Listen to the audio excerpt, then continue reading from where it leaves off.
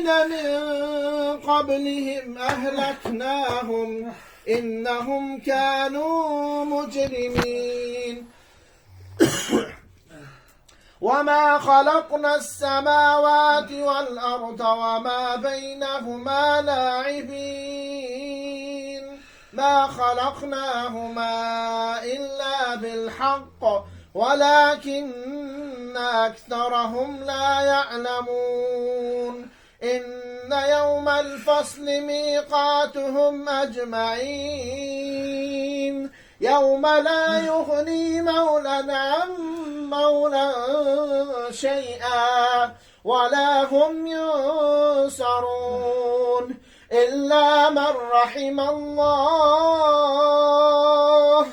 إنه هو العزيز الرحيم إن الشجرة الزقوم طعام الأثيم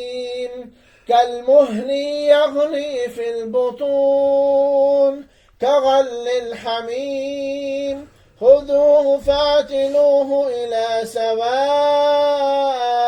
الجحيم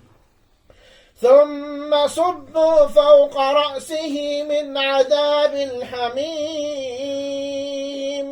ذق إنك أنت العزيز الكريم إن هذا ما كنتم به تمترون إن المتقين في مقام أمين في جنات وعيون يلبسون من سندس واستبرق متقابلين كذلك وزوجناهم بحور عين